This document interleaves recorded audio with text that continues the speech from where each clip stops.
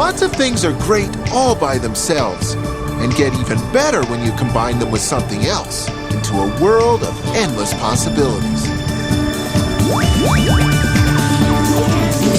Let me share a secret recipe. Discover an ingredient that fires your imagination. Choose other flavors to match. Find the best way to cook them. My secret recipe? Cooking without a recipe.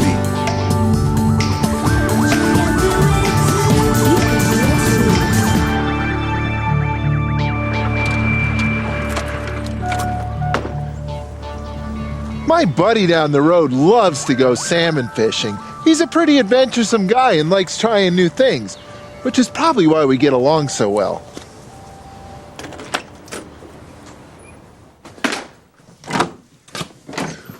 Well, he's coming for dinner tonight, so naturally, I'll treat him to some of his favorite fish.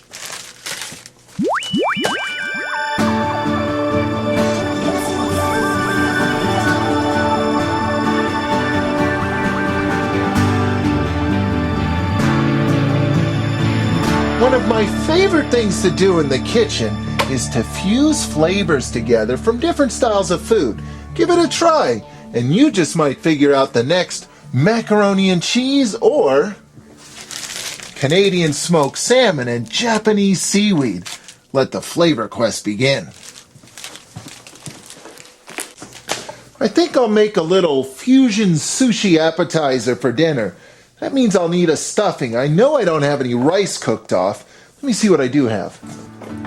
Chickpeas, French mustard, Japanese sesame. Now, most sushi has three basic parts. The seaweed that's wrapped around the outside, some kind of fish, often smoked salmon, and usually rice. But today, these chickpeas are going to have to shoulder that load. So I guess I'll make a sort of a chickpea puree or a mash or something and see how it goes. Boy, this is already starting to look like the United Nations.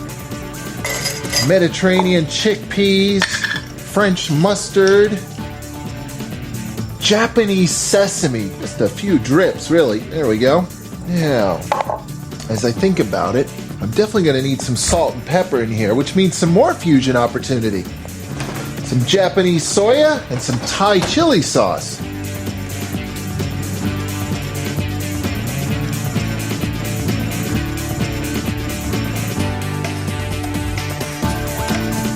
I think a few drops of lemon would be good in there too.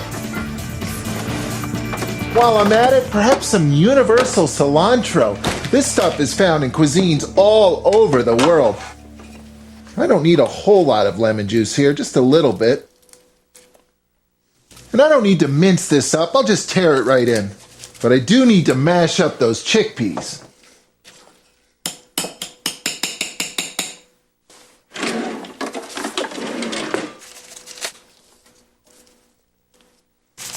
This is called nori. It's actually toasted dried seaweed. It's got a ton of flavor and it's super easy to work with. Check this out.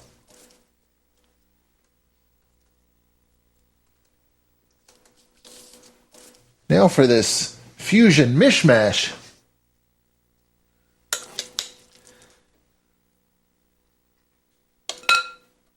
Okay, now this is where the plastic wrap comes in handy.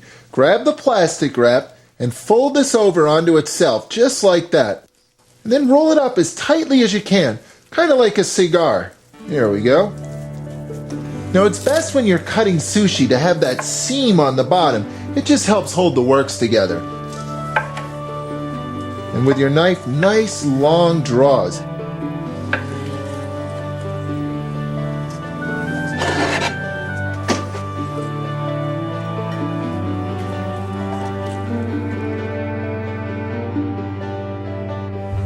Now look at that. I think I'm going to need a glass of Irish stout to wash this down. Or on a hot day like this, maybe a glass of nice fusion iced tea.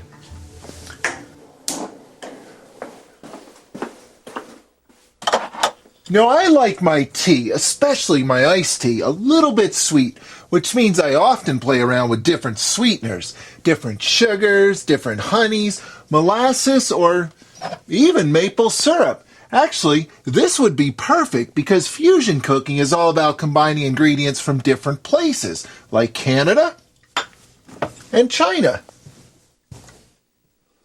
So I'm just going to throw a handful of regular old tea bags right on in there, a big splash of maple syrup, and some licorice flavored star anise. Gotta have lemon in a good iced tea. So this is ready for some boiling water. And of course, the longer it sits, the stronger the flavor.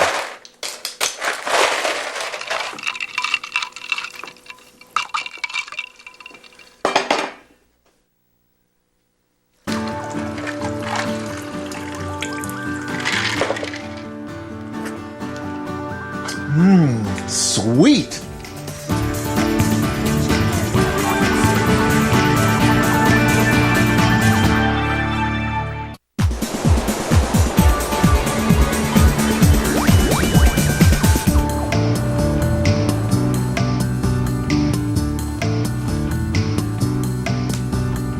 My buddy Paul is coming for dinner tonight, and since he has two passions in life, salmon fishing and trying new things, I'm fusing the two together into a fusion feast.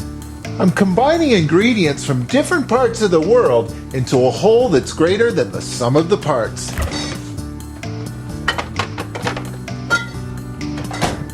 Like fusion sushi with the flavors of Japan, Canada, the Mediterranean, and Thailand. Now here's something I've been meaning to try. I've got these slick little coconut tart crusts up my sleeve. I used to use them on my dessert menus all the time, and I think they'd look great fused with some chocolate. I'll preheat my oven to 350, and I'll bake them off in a standard issue muffin pan. This is kind of like making macaroons because I'm going to use egg whites and coconut to form the tart crust. There's 2 egg whites. And to encourage the egg whites to get to know the coconut, just whisk them for a second, just until they're lightly frothy like that. And I'll fuse each egg white with a cup of coconut. But before I make those tart shells, it's a good idea to just put a little bit of oil onto these. Just going to sort of push this into the mold. It starts to ride up the sides a little bit. I'm basically making a beautiful little pastry shell. Now pay attention to the corner in the bottom of the mold where the side meets the bottom, and push the coconut right up the edges, just like that.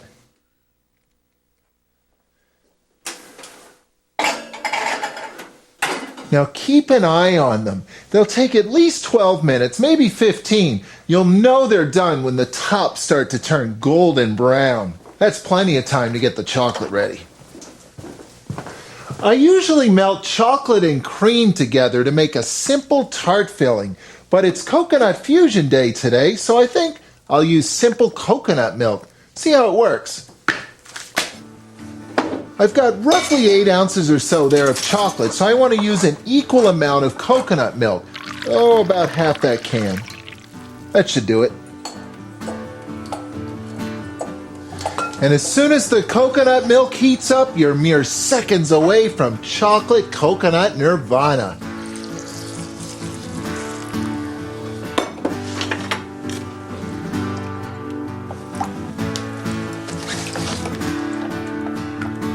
That's good to go. And now for some more coconut chocolate fusion. Good to the last drop. These are ready for the fridge now.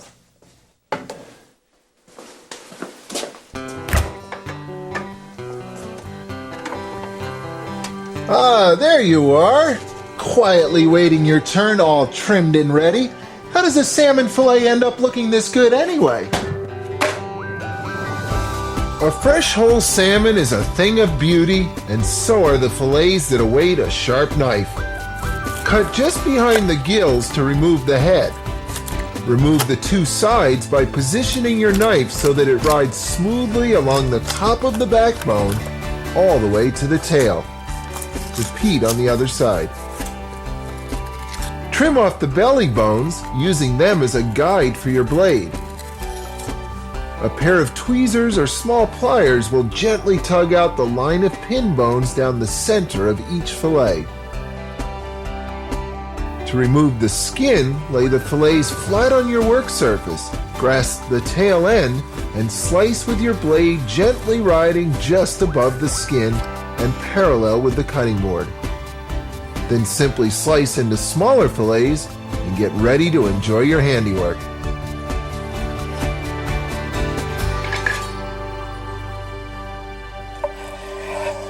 Now, salmon doesn't normally swim to Asia, but that's where it's heading today, floating on a fusion fish cake. Let's see what flavors I have for this fish today. Frozen ginger from China, soy sauce from Japan, ah yes, cilantro from everywhere, and a leftover red onion from my own refrigerator. I'm going to season this first with that frozen ginger, which is really easy to grate into a serious powder when it's frozen.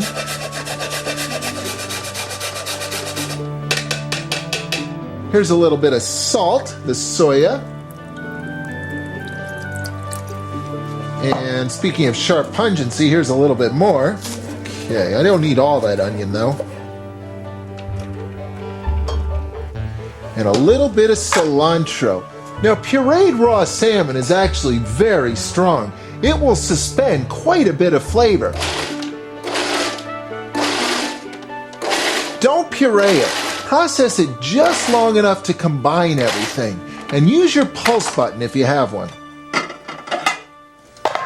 Form it into little burgers, little patties. Now, don't worry, they're going to feel a little bit loose. But when you start cooking these off, they'll firm up nicely, and they'll be full of flavor. These are looking good, but of course they're going to need a little bit of heat before they're true fusion fish cakes. The quest continues.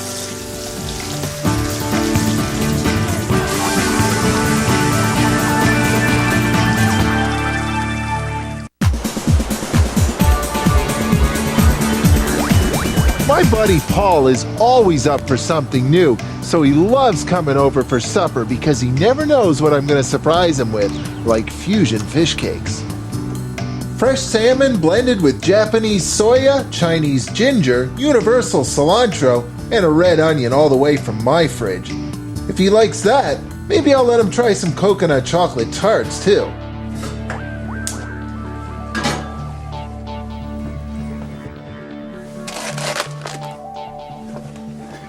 You know, sometimes when you play around with the flavors of the world, you discover ingredients that are easier to work with than the ingredients you're already used to, like Asian rice noodles. These are a lot easier to cook than normal pasta. All you really need is a little bit of boiling water and a little bit of time.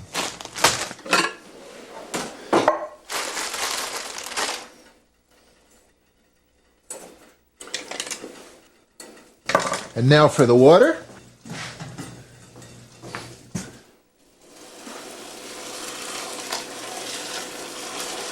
These will soften up in just a minute, and best of all, they'll have this really nice sort of chewy texture. It really doesn't take very long. In fact, these are good to go. They're going to make a great base for a salad. I'll just let those drain for a minute while I whip up a quick fusion dressing. Let's see what I have. Something sour. I haven't used limes to make a dressing in a while. Maybe a spoonful of peanut butter. That'll add some nice flavorful body. And a spoonful of marmalade. Orange goes with lime. Something salty. Soy sauce. Something hot to balance all this off. Thai chili sauce. and a splash of oil. I'm using olive oil, but it really doesn't matter.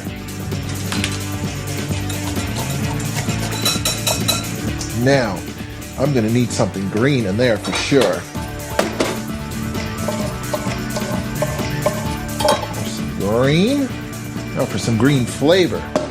More cilantro. I just can't stay away from this stuff. And maybe something orange too.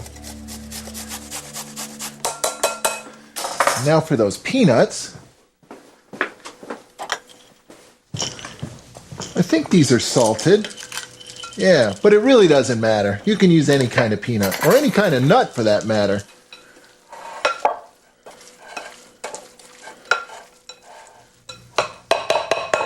Now that's my kind of salad. Lots of colors, textures, and flavors, and fusion too.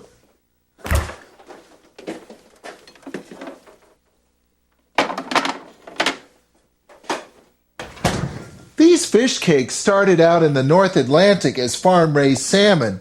Then they took a wild ride on the Fusion Express right through my kitchen to Asia. Now they're back and looking good.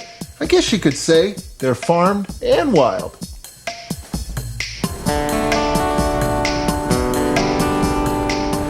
Salmon is one of the single healthiest foods you can land on your table. It's loaded with a laundry's list worth of good stuff, like omega-3 fatty acid and lots of protein. It's low in fat and cholesterol, and of course, it's packed with flavor. That's why in my house, the catch of the day is often either wild or farm salmon. But there is a debate over farmed versus wild salmon, with good points being made on both sides. But somehow, the realistic middle ground is often overlooked.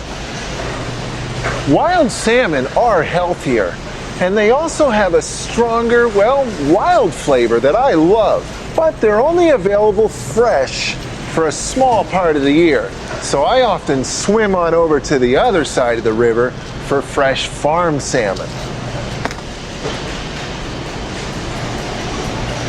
Of course, farm salmon are a touch less active, so they're a bit fattier and they have a milder flavor. But hey, that's okay. They still taste great. The bottom line for my family? Fresh wild salmon when it's in season and fresh farm salmon the rest of the year. Because for me, there's really only one salmon debate: grilled, poached, or roasted.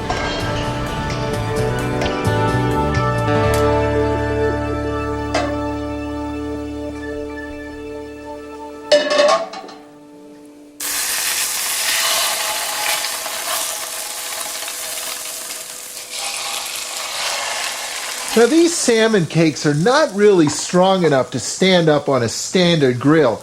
It's better to either pan fry them like this or to bake them in the oven.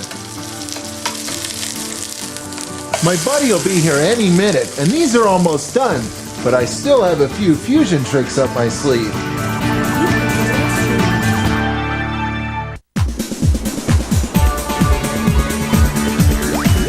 Fusion is the art of combining seemingly unrelated ingredients and discovering that they fit together quite nicely. Like chocolate and coconut, Chinese tea and Canadian maple syrup, or a United Nations worth of sushi flavors. Now these salmon burgers are good to go, but I am going to make a quick little fusion condiment to go with them. With some mayonnaise, some Japanese horseradish, otherwise known as wasabi, and a little bit of Scandinavian dill. That should do nicely. There we go. I'll just spread that right on these rolls. Now a little bit goes a long way when it comes to wasabi. And here's a perfect way to use up all this leftover with my sushi.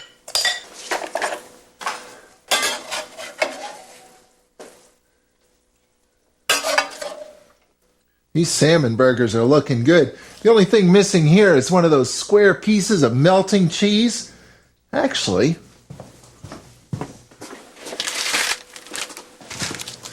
here's something square that'll taste great on those burgers. Some more toasted nori seaweed.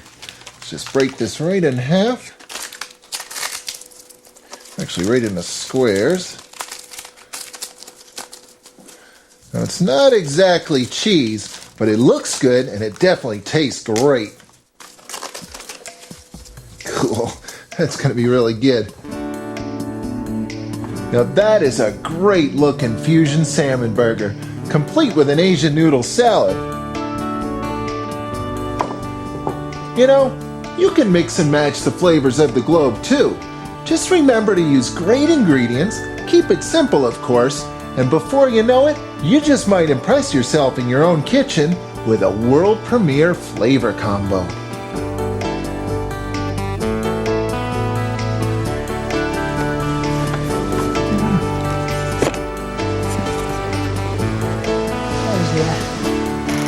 So are you hungry? I'm starving. So this is actually smoked salmon sushi. Sounds good. I sort of got into this fusion mode today. And those are rice noodles. Quick meal on the go. Yeah. Now what should I do with that salmon there for you? I think it's stuffing it. You know, you did that pig one time? I could probably figure that out. If anybody can, you can. Don't you worry, I'll give that salmon a good home. Here's to salmon fishing and adventure. What more could you ask for? How about dessert? You know my weakness, chocolate.